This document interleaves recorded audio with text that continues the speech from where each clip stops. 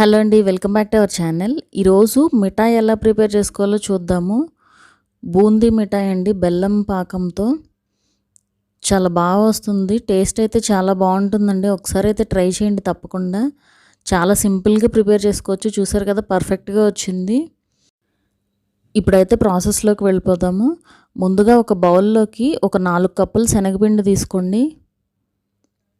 తీసుకుని ఇలా జల్లించేసుకోవాలి. అలాగే ఒక 4 స్పూన్ల బియ్యపిండి కూడా తీసుకోండి. అంటే ఒక కప్పుకి 1 స్పూన్ సరిపోతుందండి బియ్యపిండి. సో 4 కప్పుల మైదా పిండికి గాను ఒక 4 స్పూన్ల రైస్ ఫ్లోర్ యాడ్ చేసుకుంటే సరిపోతుంది.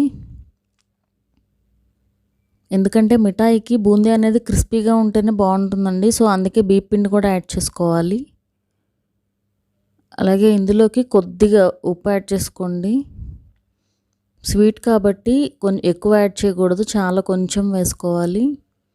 యాడ్ చేసుకుని ఒకసారి ఇలా మిక్స్ చేసుకుని వాటర్ యాడ్ చేసుకుంటూ కలుపుకోవాలి. లూజ్గా ఉండాలండి ఈ కన్సిస్టెన్సీ వచ్చి. మనకి బూందీ అనేది పర్ఫెక్ట్గా ఈజీగా దిగాలంటే లూజ్గా ఉండాలి కన్సిస్టెన్సీ. సో ఇలా వాటర్ యాడ్ చేసుకుంటూ మిక్స్ చేసుకుంటూ ఉండాలి కంటిన్యూస్గా.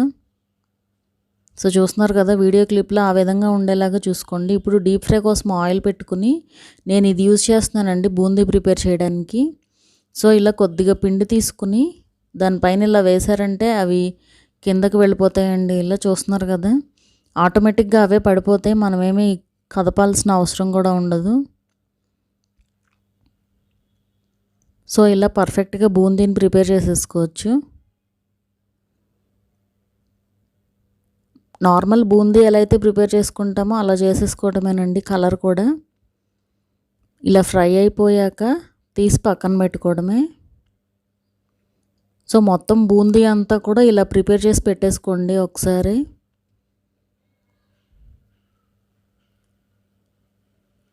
సో ఈ విధంగా బూందీ అంతా కూడా ప్రిపేర్ చేయండి. ఇప్పుడు పాకం ప్రాసెస్ చూద్దాము.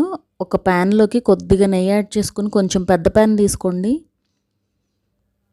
అలాగే ఒక 2 కప్పులు బెల్లం యాడ్ చేసుకోవాలి. 4 కప్పులు శనగపిండికి గాను ఒక 2 కప్పులు బెల్లం అయితే సరిపోతుందండి. అండ్ అలాగే వాటర్ వచ్చి ఒక 2 స్పూన్లు యాడ్ చేసుకుంటే సరిపోతుంది. యాడ్ చేసుకుని ఇలా కలుపుకోవాలి కంటిన్యూస్గా.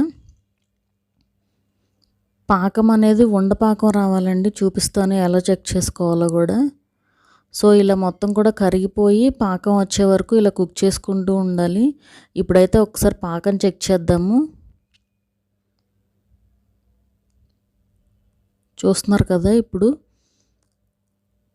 ఇలా ఒకసారి చెక్ చేశారంటే ఇది లైట్గా ఉండైతే ఫామ్ అవుతుంది, కానీ గట్టిగా అయితే లేదు. సో ఇంకా రాలేదన్నమాట. సో మళ్ళీ కుక్ చేసుకోవాలి. ఇలా మధ్య మధ్యలో చెక్ చేసుకుంటూ ఉండాలండి. మరీ ఎక్కువ అయిపోయినా కూడా మనకి సరిగ్గా స్వీట్ అనేది రాదు సరిగ్గా. సో ఇలా మళ్ళీ చెక్ చేస్తున్నాను. ఇప్పుడు చూస్తున్నారు కదా, ఉండైతే కొంచెం గట్టిపడింది. అండ్ చూస్తున్నారు కదా, ఇలా అంటుకుపోతూ ఉంది. అంటే పర్ఫెక్ట్గా వచ్చిందండి. ఇలా బాల్ లాగా కూడా ఫామ్ అయింది కదా. సో ఇది పర్ఫెక్ట్ కన్సిస్టెన్సీ అనమాట. ఇప్పుడు స్టవ్ ఆఫ్ చేసేసుకోవచ్చు. ఇంకా కొద్దిగా యాలకుల పొడి యాడ్ చేయండి. యాలకుల పొడి యాడ్ చేసుకుని ఒకసారి మిక్స్ చేసుకుని స్టవ్ ఆఫ్ చేసుకోవడమే. సో స్టవ్ ఆఫ్ చేసేసాక మనం రెడీ చేసి పెట్టుకున్న బూందీ అంతా కూడా ఇందులోకి యాడ్ చేసేసుకోండి.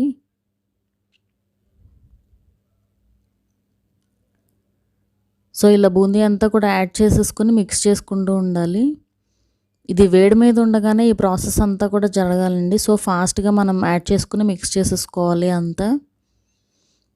ఇలా మొత్తం పాకం అంతా కూడా ఆ బూందీకి పట్టేలాగా కలుపుకుని ఒక ప్లేట్ తీసుకుని దానికి ఇలా నెయ్యి గ్రీస్ చేసి పెట్టుకోండి.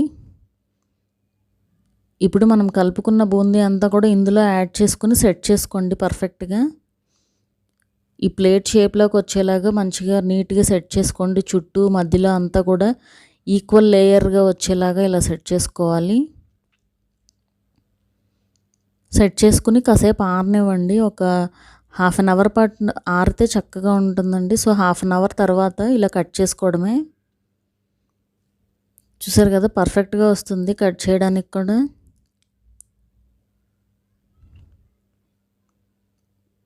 షేప్ వచ్చి మీ ఆప్షనల్ అండి, మీకు ఎలా కావాలంటే అలా కట్ చేసుకోవచ్చు. నేనైతే ఇలా జస్ట్ స్క్వేర్ షేప్స్లో కట్ చేశాను. సో పర్ఫెక్ట్గా వచ్చింది. సో అంతేనండి, మన మిఠాయి రెడీ అయిపోయినట్టే.